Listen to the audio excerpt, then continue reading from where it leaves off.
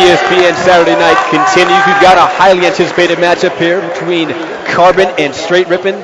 Carbon's going to be the blue team. Str8 Rippin's going to be the red team. As we take a look at the lineups here, Str8 Rippin, like I said, they're red. They bring the lineup of Tsquared, Neighbor, Elamite, and Legit. And on the other side, Carbon, Ghostayame, Shockwave, Gandhi, and Karma. That's their lineup. And here for the call now, Sundance D. Giovanni and Chris Puckett. Thank you, Aaron. So as we mentioned, there's a lot of bad blood here. There's a lot of history, but there's also two amazing teams up there on the main stage. I got to say that this season, starting off, we've seen a lot of great matches, but I have a feeling that this may be the best one we've seen so far. Now, Aaron, you've gotten familiar with these guys. You know some of these names. You've spent some time with them. What have you noticed so far that maybe stood out to you in terms of the way this competition is run? Well, I can tell you, I knew coming into it, I knew a lot of the marquee teams. I knew Final Boss. I've heard of these guys, and they seem to play at a different level. So I'm actually looking forward to seeing two of your marquee teams right here, Carbon and Str8 Rippin, go at each other, because honestly, Final Boss really was they were dominating the team they played, Mob Deep. So I want to see this be a little more competitive. Hopefully I want to see it go 5 games and just see a little back and forth here. Absolutely. Well, I think you might have a good shot at that. Now, again, I'm joined by Chris Puckett, who's getting his notes together here. He's going to call it for you. Puckett, I know you're excited. Who's your player to watch out for? Oh, I was just calling it earlier. Ghostayame, according to my stats, has been the player on fire in Winners Bracket Round 2. He's outperforming the rest of the 8 guys in this game, and he is getting hot, ready to go. It looks like we're kicking it off right now with Capture the Flag here on Narrows. We're going to start it off with Tsquared, captain of Str8 Rippin. Now, again, as you mentioned, Ghostayame getting hot at the right time. Now, let's not forget, he was the difference maker for them in 2006. When he joined the team, that was when they got over the hump, and they went on to dominate the rest of that season. So if he's hot again, if he's got his confidence back, they're going to be a team to watch out for. All right, well, Tsquared's got the sniper rifle, still watching bottom middle.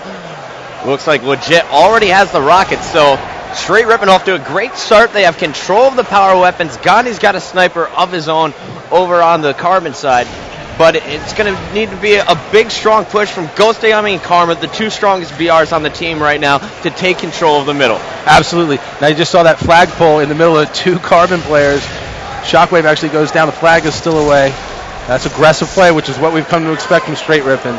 No, but keep in mind, it is extremely difficult to score on Narrows because all the opponent has to do is run over the flag to return it back to the home base. Absolutely, Puckett. So as we've talked about before, setup is so important. You need 1 or 2 men down so you get yourself a nice run at that flag and not have to worry about the other team killing you and returning it.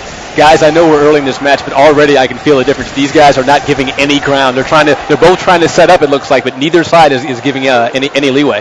No, you're going to get used to red X's on that screen there because you're going to see 1 or 2 down for both teams. See a 6 snipe there, Elamite going down.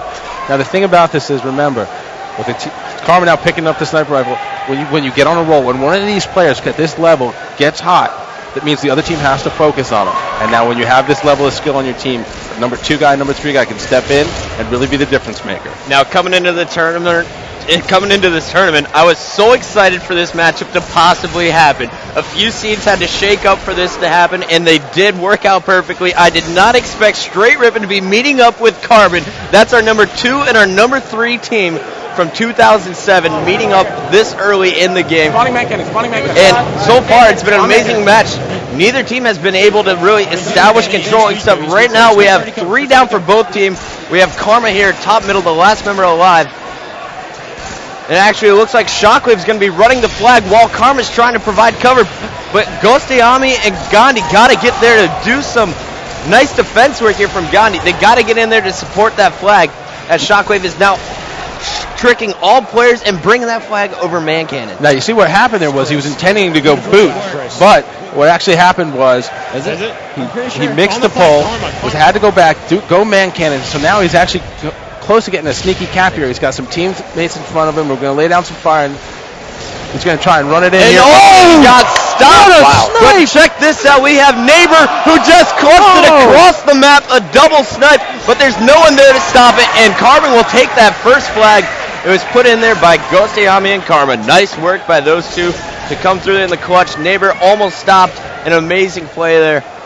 But Carbon, the teamwork was just too much in the end. Ghostayame went almost coast to coast there, 99 yards, almost untouched. No one even saw him in the last minute. He got caught. The thing about that's amazing is, as you mentioned, Neighbor from across the map comes up clutch, but because of the spawn system, Carbon then is spawning by the flag. All they got to do is grab it and run it in. You couldn't get across the map quick enough to stop him again. And look at Ghostayame, as we were talking about. This is the player to watch right now.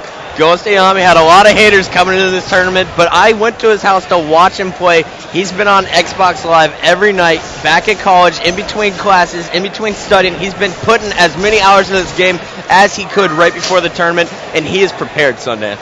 Well, that's great to hear, because I got to tell you, Ghost, when he's on, is a ridiculous player. He's the kind of a guy, whoa, game changer. We just saw him get a guy who's about to port across using the cannon. And meanwhile, Ghostayame is doing all this. Shockwave put in the second flag.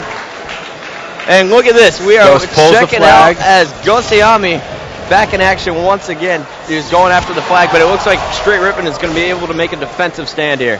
Shockwave. Going back to Ghostayame now, who's still top middle on a killing spree right now. That's 5 kills in a row without dying. Ghostayame working with Karma there. You see his call signal there, K24. Nice grenade there by Ghost, takes down another player. So 3 dead from Str8 Rippin. Is this what you expected so far in this match? So that's 2-0 in under 5 minutes. I expected the intensity. I expected it to be a back and forth. I did not expect anybody to have 2 flag caps in under 5 minutes. I didn't expect 1 cap for each team, let alone 2 for one team. And while you see Ghostayame doing the dirty, he's still on that killing spree. Karma got the flag all the way out to Gandhi and friends in the middle. Shockwave's going to run this 3rd flag in, and it doesn't look like anyone is in position to stop it, as Shockwave is bringing home the bacon. Ghostayame seems to be putting down any enemy he sees. He gets them on his screen. They're going down. And check this out as the flag is being returned, and there it is. 3-0 from Carbon. That was making a 6-minute game, folks. A 6-minute game.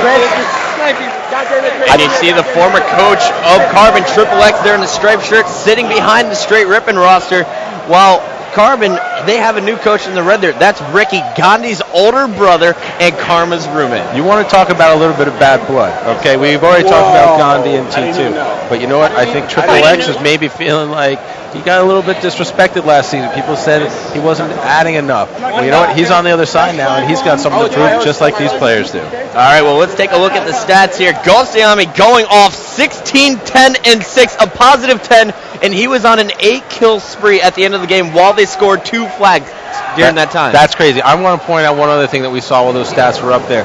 No one from Carbon died 10 times. Okay?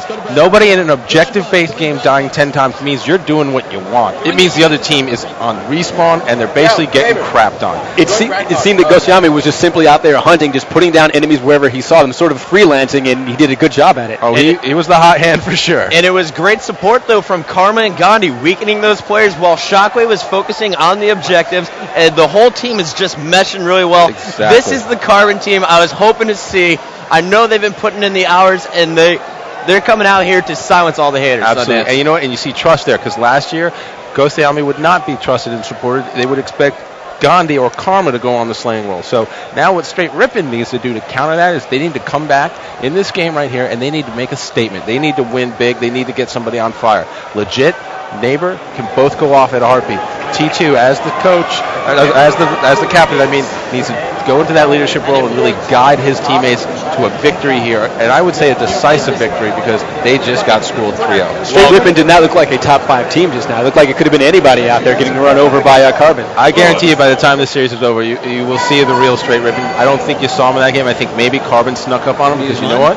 Maybe they've been reading the forums a little too much, and they believe some of the negative hype.